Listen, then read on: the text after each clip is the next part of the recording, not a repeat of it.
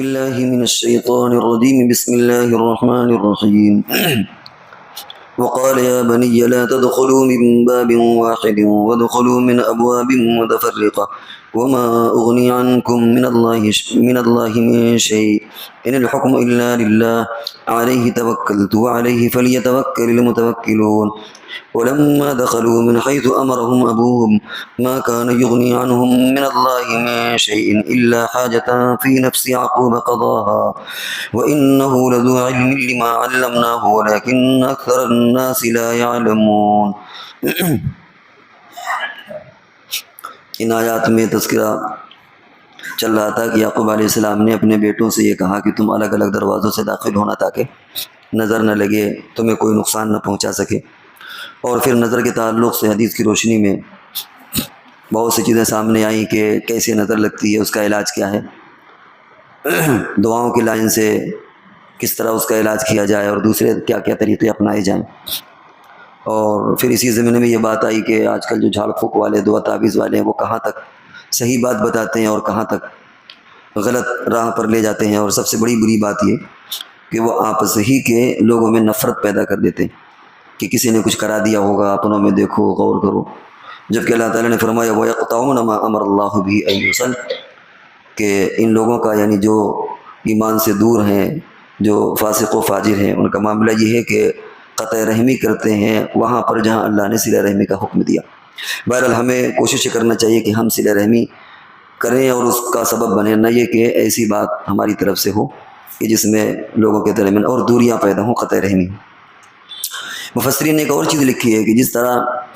نظر بد لگ جاتی ہے، حسد کی نظر، حرص کی نظر، عداوت کی نظر، بری نظر جس کو آپ کہتے ہیں وہ لگ جاتی ہے، ایسے ہی محبت کی نظر لگتی ہے. یعنی محبت کی نظر کا اپنا ایک اثر ہوتا ہے.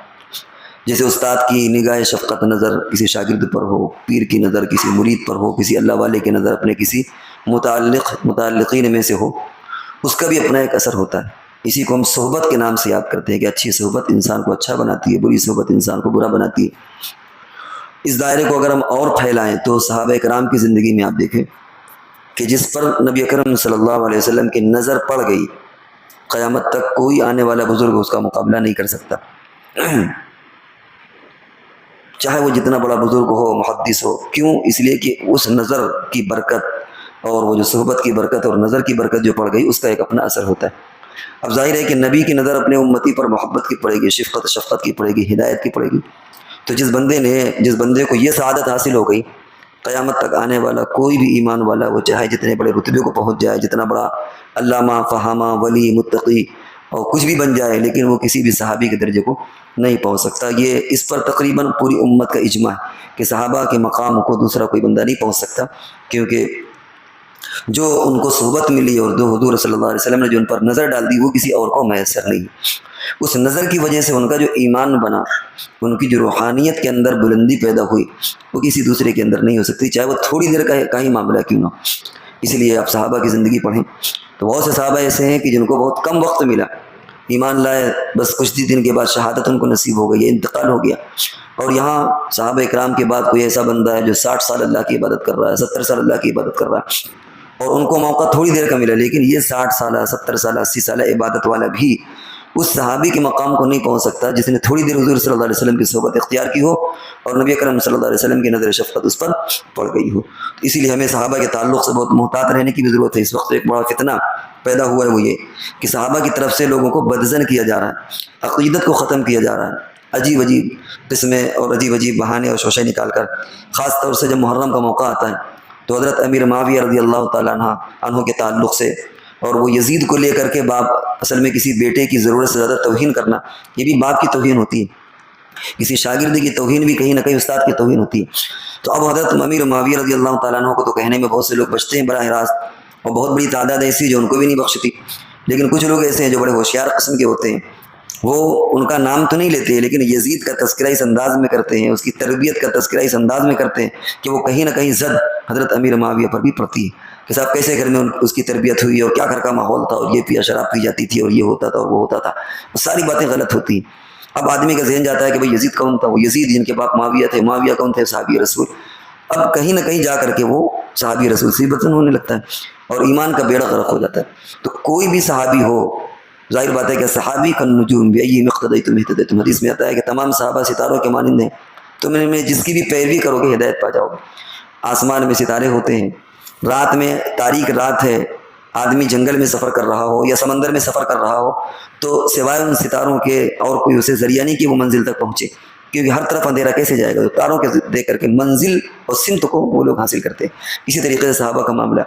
کسی بھی صحابی کو آپ پکڑ لیں، اس کی اتباع کریں، وہ لے جا کر کے حضور صلی اللہ علیہ وسلم تک آپ کو چھوڑے گا۔ تو اب براہ راست بعض لوگ صحابہ کرام کو نہیں کہتے تو یزید کے بہانے سے کہنا شروع کر دیتے ہیں۔ کچھ بدبخت ہوتے ہیں جو براہ راست صحابہ کرام کو کہتے ہیں۔ پھر اور آگے بڑھے تو حضرت علی رضی اللہ تعالیٰ عنہ سے جن صحابہ کرام کی حضرت امیر معاویہ رضی اللہ تعالیٰ عنہ کی جنگ ہوئی، اس پر گھس جاتے ہیں اور پھر وہاں پر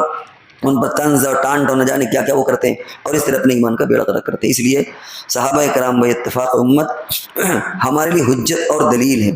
صحابہ کرام کے تعلق سے کوئی بحث نہیں کی جائے گی۔ محدثین کا باقاعدہ اس پر، تمام محدثین کا اس پر اتفاق ہے، الصحابۃ کلھم عدول، کہ تمام صحابہ کرام عدل اور نیکی کے اعلیٰ مقام پر فائد ہے، ان کی زندگی کے بارے میں بحث ہی نہیں کی جائے گی۔ صحابی کے علاوہ کوئی وہ ہوگا تو روایت کرنے میں بحث ہوتی ہے، یہ دیندار تھا کہ دیندار نہیں تھا، کہ فاسق تھا کہ کیا کرتا تھا کیا نہیں کرتا تھا، نماز پڑھتا تھا، معاملات کیسے تھے، کس گھر میں پیدا ہوا، کیا تھا یا کیا نہیں۔ لیکن اگر یہ معلوم ہو جائے کہ وہ صحابی ہے تو زبان بند، اب کسی تحقیق کی ضرورت ہی نہیں۔ حتیٰ کہ جو محدثین اپنی کتاب میں بیان کرتے ہیں، اگر نام نہیں معلوم ہوتا تو وہ کہہ دیتے ہیں کہ من اصحاب رسول اللہ صلی اللہ علیہ وسلم، یا رجل کان من اصحاب رسول اللہ، ایک آدمی تھا جو حضور کے صحابہ میں سے تھا، بس ساری باتیں بند، کیونکہ وہ بندہ ہمیں نام نہیں معلوم، لیکن وہ بندہ چونکہ صحابی تھا تو اب بحث ہی نہیں چلے گی اس پر کہ وہ کیسا تھا کیسا نہیں تھا، کیونکہ تمام کے تمام صحابہ عادل ہیں اور وہ عدل، انصاف اور تقوی کی چوٹی پر قائم تھے، اس سے اونچا مقام اور کوئی نہیں ہو سکتا۔ تو یہ ایک دوسری طرف بات نکل گئی، بات یہاں پر نکلی تھی کہ نظر محبت جب پڑتی ہے